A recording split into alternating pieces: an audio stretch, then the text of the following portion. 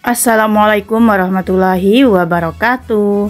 Hai semua, jumpa lagi bersama saya Wati Bahtiar.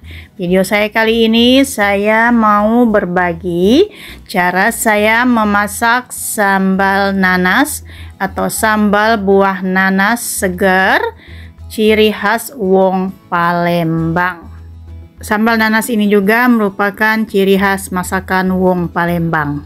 Nah, teman-teman semuanya simak sampai selesai videonya ya, dan jangan lupa di like, share, comment, and subscribe di channel Wati Bahtiar. Kita langsung saja ke video selanjutnya. Nah, di sini sudah saya siapkan bahan-bahannya untuk saya memasak menu siang hari ini. Ada buncis, jagung, dan ini bumbu untuk saya menumis buncis serta jagung manisnya. Terus di sini saya sudah siapkan ikan kembung yang sudah saya bersihkan dan sudah saya siangi serta saya marinasi, dan ini ada buah nanas. Ini saya pakai hanya separuh ya, karena nanasnya terlalu besar. Dan ini cabai serta terasi, nanti saya tambahkan garam dan lain-lainnya. Untuk cabenya saya hanya memakai hanya 3 buah cabai ya. Untuk teman-teman yang hobi makan pedas ya, silahkan ditambah lagi ya cabenya. Lanjut, di sini kita goreng terlebih dahulu ikannya ya. Kita goreng terlebih dulu ikannya.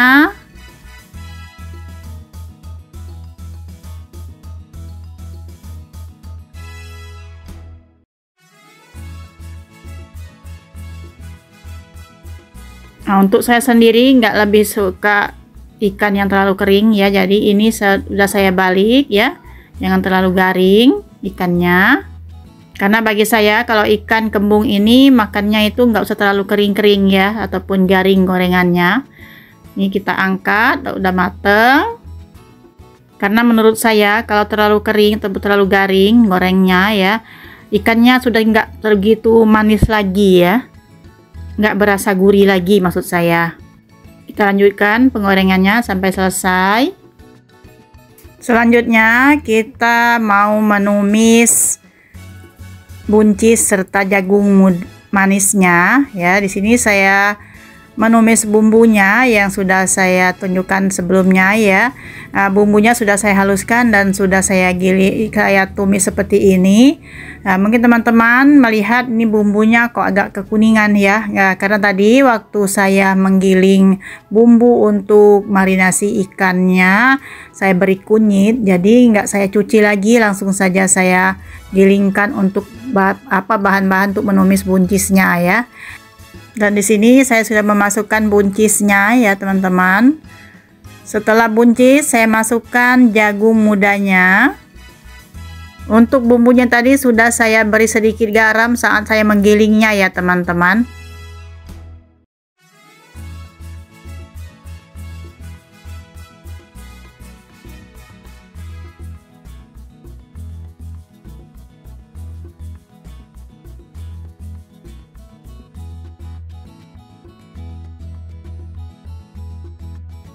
Lalu tambahkan sedikit gula pasir.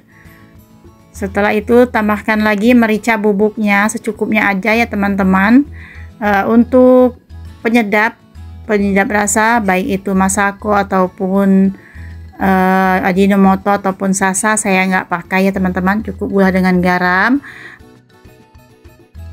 Lalu kita beri sedikit air ya, karena suami saya kalau makan sayur tuh lebih suka yang agak berkuah, tapi ini nggak terlalu berkuah banget ya, jadi saya tambahkan sedikit air aja.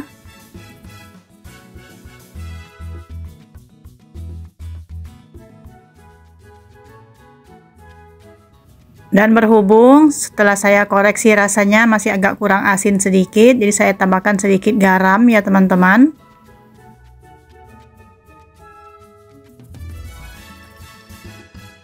Ini sayurnya sudah matang ya teman-teman. Untuk rasanya sudah pas, kita matikan kompornya. Lanjut kita bikin sambal buah nanasnya. Nah, di sini cabenya mau saya giling terlebih dahulu. Ini sambalnya sambal mentah ya teman-teman, hanya terasinya yang saya bakar. Saya tambahkan sedikit garam halus untuk menggiling cabainya ataupun cabenya. Kita giling cabenya sampai halus ya.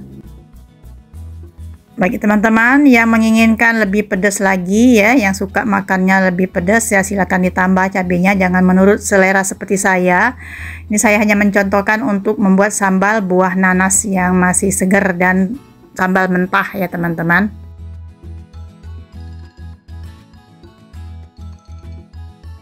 Ini cabenya sudah halus, kita masukkan terasinya ya, kita giling lagi ya.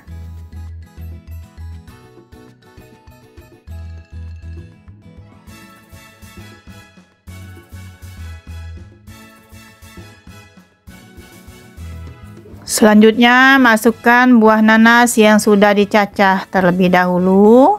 Ini saya cacah halus ya teman-teman. Adapun itu yang nggak saya masukkan ini apa namanya, tengahnya buah nanas ya. Nggak saya pakai, memang sengaja nggak saya ambil. Lalu kita ratakan cabai, garam, dan terasinya ke buah nanas yang sudah dicacah tadi. Kita aduk ya teman-teman.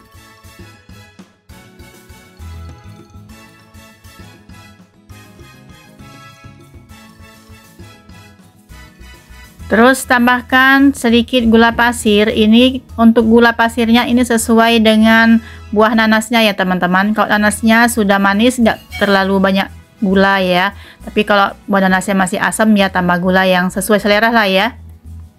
Nah, ini berhubung saya nggak ada gula merah, lagi kehabisan gula merah ya, jadi saya tambahkan sedikit kecap manis untuk menambah kelihatan kecerahan sambalnya ya teman-teman. Aduk sampai rata dan jangan lupa dikoreksi rasanya ya teman-teman. Kalau sudah rasa pas ya, kita masukkan ke dalam mangkok sambalnya. Untuk saya sendiri, saya nggak terbiasa sambal itu di dalam tempat penggilingan cabai ya teman-teman. Jadi harus saya pindahkan ke dalam mangkok terlebih dahulu.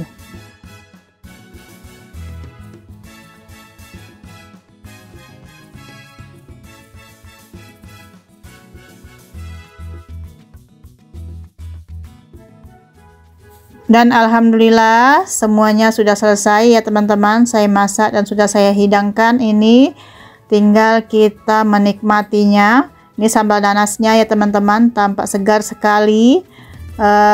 Untuk teman-teman semuanya yang ingin merasakan atau mencoba membuat sambal nanasnya, silahkan dicoba sesuai dengan resep yang sudah saya berikan ini. Dan teman-teman semuanya, atas dukungan dan supportnya selama ini saya ucapkan terima kasih. Terima kasih juga teman-teman sudah menonton sampai selesai. Sampai jumpa di video-video saya yang lainnya. Wassalamualaikum warahmatullahi wabarakatuh.